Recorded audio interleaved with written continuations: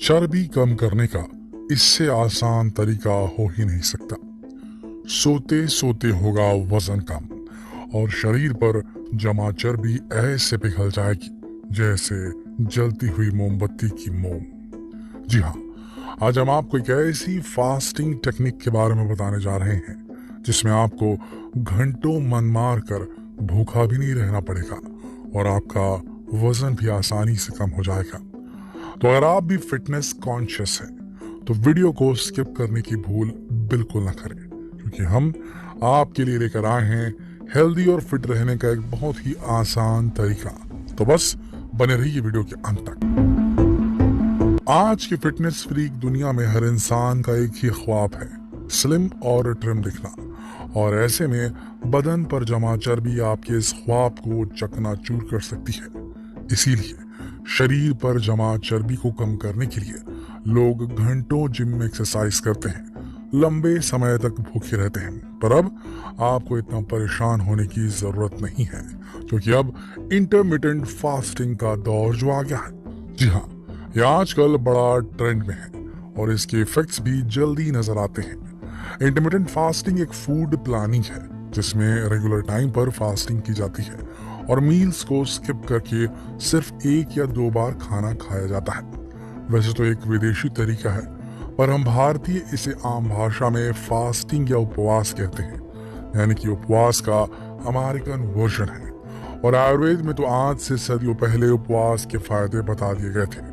हमारे कई शास्त्रों में भी ये कहा गया है कि सूर्य अस्त होने के बाद कुछ नहीं खाना चाहिए और सुबह जब तक सूरज हमारे सर के एकदम ऊपर ना आ जाए तब तक भोजन से दूरी बनाकर रखनी चाहिए। भले ही हमारे पूर्वजों ने इसे कोई फैंसी नाम जैसे कि 16 आवर्स फास्टिंग या इंटरमिटेंट फास्टिंग नाम नहीं दिया हो, लेकिन ये उनकी लाइफस्टाइल का एक अभिन्न अंग था।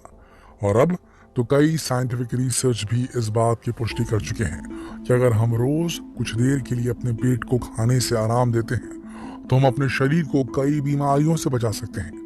चलिए सबसे पहले 16 घंटे उपवास यानी कि इंटरमिटेंट फास्टिंग का सही तरीका जान लेते हैं। ये बहुत ही आसान है, बस आपको रोज रात अपने डिनर और ब्रेकफास्ट के बीच 16 घंटे का गैप रखना है।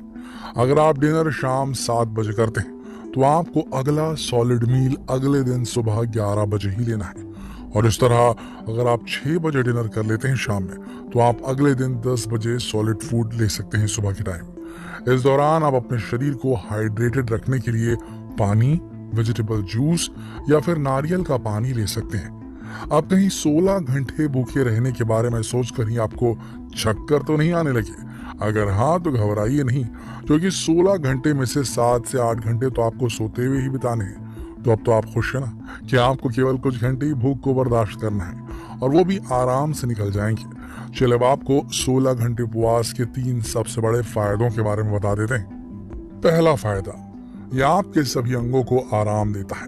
दोस्तों सोचिए, अगर आपको लगातार काम काम काम और केवल काम ही करना पड़े और आपको आराम का एक भी मिनट ना मिले तो आपका क्या होगा, चाहे वो फिजिकल वर्क हो चाहे वो मेंटल वर्क हो।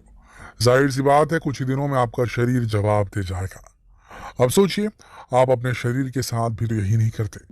सुबह उठते ही खाना शुरू हो जाता है और जब तक आपका पेट नाश्ते को पचा रहा होता है तब तक उसमें भर भर के हम लंच डाल देते हैं। बेचारा पेट अब एक बार फिर से काम पर लग जाता है और वो आपके लंच को पचा भी नहीं पाता है। तब तक आप उसे डिनर पचाने का काम सौंप देते हैं। पेट बेचारा काम के बोझ का मारा क्या करेगा, आखिर एक दिन वो बीमार पड़ ही जाएगा और उसके बाद आपके पेट में खाना पचने की जगह सड़ना शुरू हो जाएगा और बदन में चर्बी के रूप में जमा होने लगेगा। इसकी वजह से आपको कई खतरनाक बीमारियां लग सकती हैं। पर जब आप 16 घंटे का उपवास करते हैं तो इससे आपके पेट को आराम मिलता है और इस पूरे टाइम में पेट के साथ आपके पूरे शरीर को आराम मिलता है और वो फिर से काम करने के लिए खुद को तैयार कर पाता है। दूसरा फायदा, आप अपने काम को दोगुनी एनर्जी के साथ कर पाते हैं।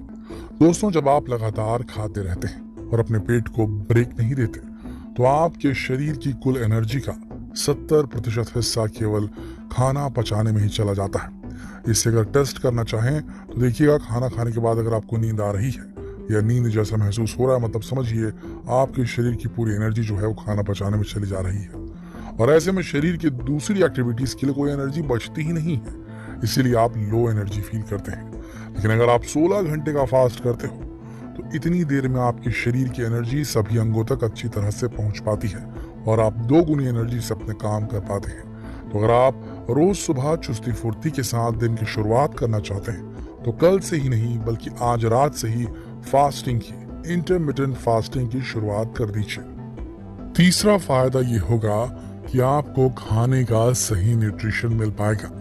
दोस्तों, आपने अक्सर लोगों को कहते हुए सुना होगा कि हम तो सारा दिन हेल्दी फूड खाते रहते हैं फिर भी शरीर को नहीं लगता। तो भाई, जब तक आप अपने पेट को थोड़ी देर के लिए फ्री नहीं छोड़ेंगे तो वो खाने में से न्यूट्रिशन को अब्सॉर्ब कैसे करेगा?